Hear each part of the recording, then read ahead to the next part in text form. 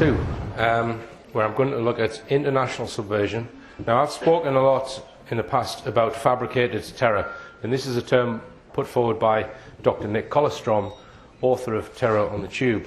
And if you're not aware of this concept, I suggest you go on my website, top left-hand corner, you'll find 2 links, 9/11 shows and 7/7 shows, where you'll find hours and hours and hours of evidence-based interviews all about fabricated terror. I do not believe that the mainstream media have told the truth about 9/11 nor the London bombings, and you'd need to watch quite a few hours of interviews and evidence on my website in order to understand what really happened.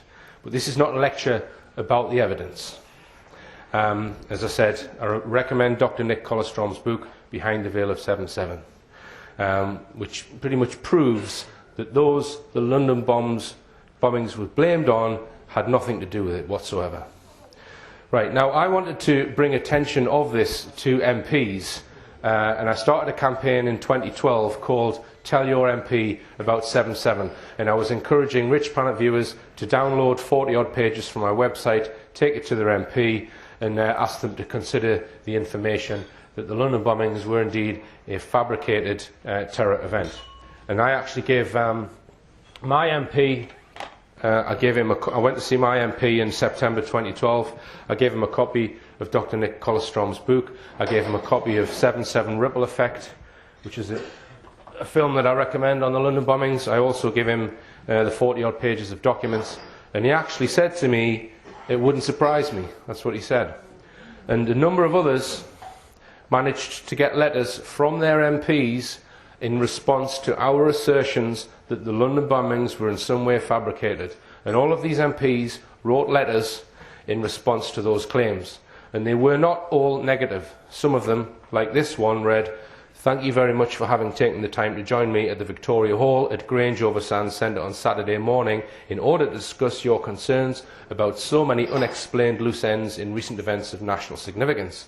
I am pleased to confirm that I will look for the information that you have indicated as being so crucial to a full understanding of the threat to democracy from so many rich and self-interested people." So this MP, Tim Farron, that's probably about as far as he could go without losing his job. And there were a number of responses which showed that some of the MPs were taking note of this very compelling evidence. Now, I actually got an email from a Scottish MP saying that he would discuss this issue with his colleagues. And throughout 2013, more and more Rich Planet viewers were taking these documents to their MP, and some of them also were giving their MPs copies of Dr. Nick Colostrom's book. And this is a TV programme that I recorded with Dr. Nick Colostrom, where we actually went through all of the MPs' responses, and as I say, they weren't all negative. So this is something that MPs we know were talking about. Possibly not talking about it on the green seats of Parliament out in the open, but in the background I'm fairly sure that there were a number of MPs who were interested in this information and possibly don't buy the official story. Now, I think that may have influenced what I'm about to show you, the fact that MPs were considering this information, because that obviously would be a huge threat to the people who organised 7/7, and I think this could have provoked what I'm going to show you now. British Prime Minister David Cameron has described people who question the official account of the 9/11 attacks as non-violent extremists. The remarks made in his speech at the United Nations General Assembly have incited a political activist to voluntarily hand himself into the police as a so-called non-violent extremist. Press TV's Isa Ali followed him to Scotland Yard Police headquarters in London to hear his story. A 9/11 activist in London has handed himself in to Britain's counter-terrorism police following the speech given by UK Prime Minister David Cameron to the United Nations Security Council last Friday. Nick Colostrom was responding to remarks made by Cameron equating people who question 9/11, 7/7 and Western policy towards the Middle East with Takfiri preachers who radicalise extremists. But as the evidence emerges about the backgrounds of those convicted of terrorist offences, it is clear that many of them were initially influenced by preachers who claim not to encourage violence, but whose worldview can be used as a justification for it. And we know what this worldview is. The peddling of lies, that 9/11 was a Jewish plot or the 7/7 London attacks were staged. The idea that Muslims are persecuted all over the world as a deliberate act of Western policy. Colostrom explained his decision to hand himself in to police to Press TV. David Cameron has redefined terrorism at the United Nations to include people who believe that the London bombings involve government complicity, or in some degree arranged, which I certainly do believe, and I published a book on the subject. And also, I believe 9/11 was an inside job. I do think Islamic nations are being selectively targeted, perfectly obvious. And if the police force are going by his directive, what constitutes terrorism, it seems to me that they need to arrest me. Well, we want to report a possible terror threat. We've got a bit of evidence. Right. And wondered if we could just come in and report it. Right, regarding terror threats, so you'll have to go to the police station. Let me make a phone call for you. The police declined to arrest Colostrom on this occasion, but he says non-violent extremism, as defined by PM Cameron, could see many Muslims arrested in the future for holding views similar to his. He describes this as yet another example of racial profiling. Isa Ali, Press TV in London. So Nick Colostrom, a terrorist. I've heard it all now. And this is what David Cameron would have you believe. Extremists at work. Now, I was just as disgusted as Nick about David Cameron's words, but I reacted in a slightly different way. I wrote to the Prime Minister via my MP, and in my letter I said, "Dear Mr Cameron, in your UN speech you said the peddling of lies that 9/11 was a Jewish plot and the 7/7 London attacks were staged. In this statement regarding the 7/7 bombings, you are accusing me and thousands of British people of being liars. This is a demonstrably libelous statement. I challenge you to a public debate on a subject which you have brought to light, which is, were the London bombings a staged event? Having made such statements, you surely should back up the statements with evidence and then be challenged on your evidence in public. If you do not debate this issue in public with those you accuse of being liars, then your actions are that of a dictator. I await your response."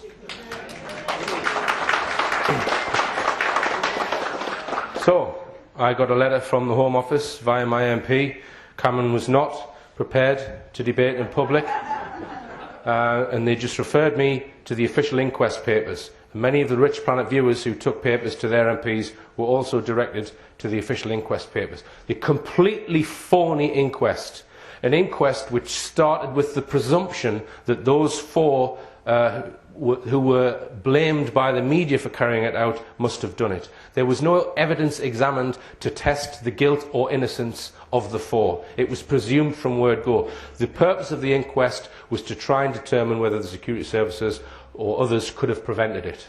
It wasn't to test who carried out the bombings. And this is an inquest with 56 murders and not a single post-mortem.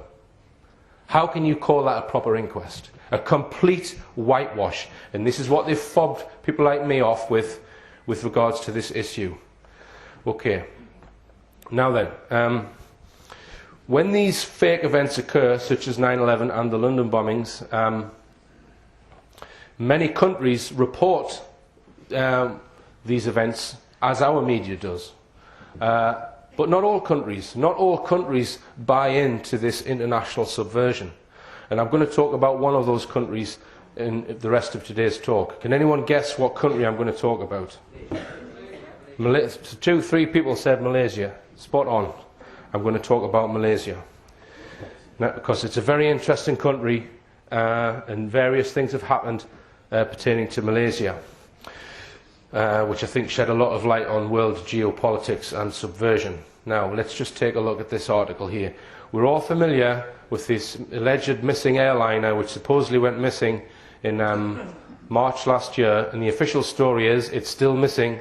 A massive jumbo jet packed full of passengers. They allegedly don't know where it is. And we look at this article here. It says, Missing Malaysia Airlines Flight MH370, the 14 conspiracy theories that could explain where the plane is and what happened to it. Now, many people contacted me while this subject was being played out. They said, Richard, are you going to do a TV show about this? What do you think happened to it? And I didn't get sucked into this because it's very difficult to get first-hand evidence from incidences like this. How do you get first-hand evidence, let's say, from radar operators in Malaysia?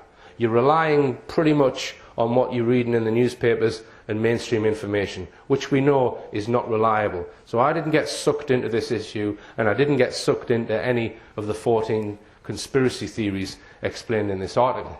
But I don't think you really have to look at the evidence of this case in order to shed some light on what most likely happened, right? And I'm going to look at some aircraft crash statistics, and I'm going to also look at the geopolitics of Malaysia, which I think shed light on what probably happened. But first, before we do that, let's listen to the words of John Lear. John Lear, who holds the world record for flying the most different types of aircraft.